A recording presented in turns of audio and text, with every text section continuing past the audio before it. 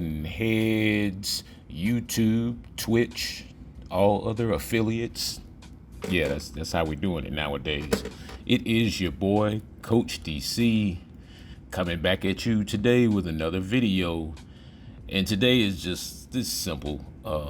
I get asked questions all the time, and so one of the questions I got asked a few days ago was, how is it that I can keep from running backwards when I get interceptions? They notice when I get interceptions, it's always a kind of a smooth transition to me trying to run to the end zone, trying to get a pick six or whatever. And so I know that when the screen flips, we have a tendency, whichever direction we're kind of going in when we get the pick, we kind of stick with that for a second. But one thing I learned was, it's like when you see the interception and as you see the screen start to flip or turn around or rotate or whatever, just kind of let go of everything. Like I let go of the speed burst. I let go of everything except I'm not letting go of the stick. I'm just I try to center it so that I'm not going in any direction whatsoever. So it's like when I get the pick right here, it's like once I go up to get the pick, I kind of let up off of everything. And then when I come back, I'm able to transition forward, because anytime you have the ball in your hands, obviously on Madden, you're running, up or forward. You're never really running down or backwards at any point in time, unless you're actually, doing it on defense, or you're trying to run backwards to gain extra yards on, a run play or something like that. And so it's real easy. It's just whatever direction you're going in. Now, if you're going up to get the pick, then you can kind of stay there and hold it, because it'll the screen will turn around real fast or whatever. But otherwise, it's really just simple, man. It's just really kind of let up off of everything and then get back to the stick pressure. Another thing is probably, I think, especially in 23, we're going to have to learn how to use the pressurized juke moves and truck stick and all that stuff. That was that right there. Actually, it works like a charm on 23. Actually works on 22 pretty well too, but on 23, I think you'll notice an even bigger difference. And basically just having your stick pressure, understanding that speed runs out. So you can't just run holding the turbo button or holding the speed burst button the whole time.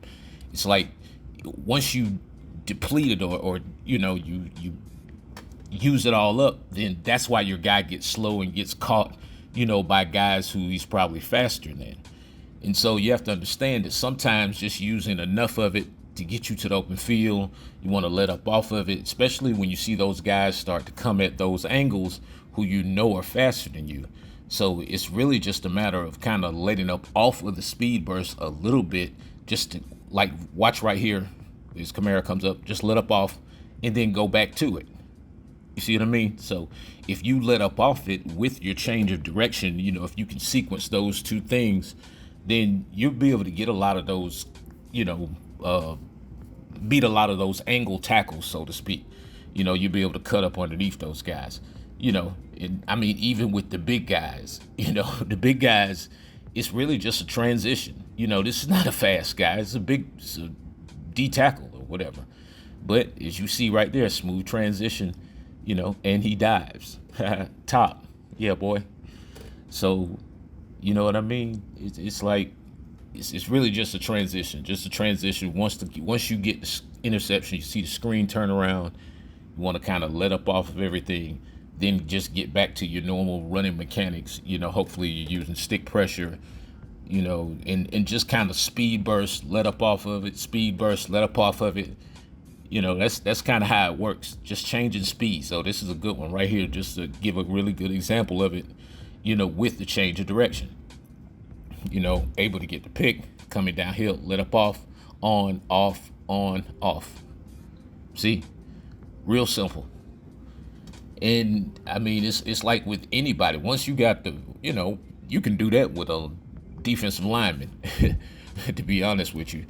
It's just a matter of you just being able to utilize the speed and slowing up in the change of direction again. If you're trying to change the direction, you want to let up off of the speed burst as you change direction, and then add the speed burst as you come up out of the cut or whatever move it is you're trying to make. It's a good one here. It's like, once I get it off of everything, now I see where I'm going. Got to gather yourself, slow down a little bit.